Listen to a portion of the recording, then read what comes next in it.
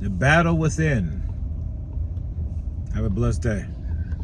Spirit Talker. Spoken wisdom. The story of man. And why did I come to determine there's two types of men. The man of man and the man of God. And when you come and realize you will never stand in front of God as a man, because it's greater than a man is a gentleman. He's respectful. He takes a knee in front of something greater than him, even in front of our own fathers on earth. Even though he raised a man outside the house, we'll stand before him as a gentleman. We will not confront him or in a confrontational form. That's what a man does.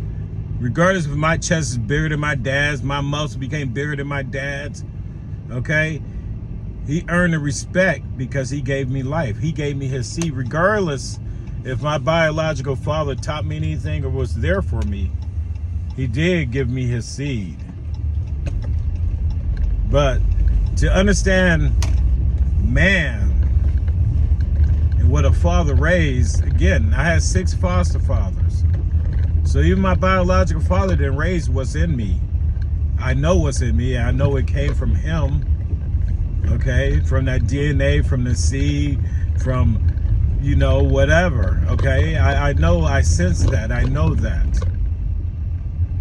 But when you got different fathers that think they're raising something different in you, and they take pride in what they install in you, your apprenticeship of being raised with them. Each father, they teach you something, they see you do it, they take pride in that. Respectfully, I understand that. And you know, and there's no, God did not send no book to tell us how to raise us. So we all doing it differently and trying to do our best, okay?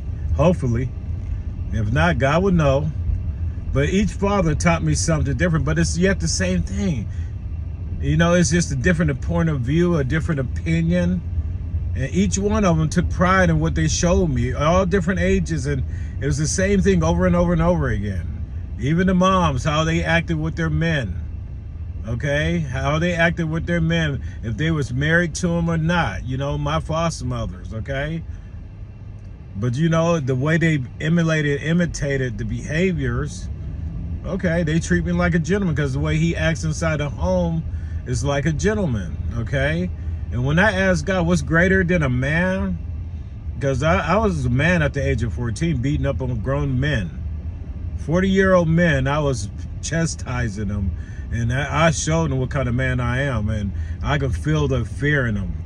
My empath, I learned the energy of a man before I learned the energy of a woman. And I intimidated the hell out of men. Okay, and then I was that child. I was a grown-ass man in a little kid's body. But, you know, and I got tired of being that. I got tired of carrying that weight around all the time.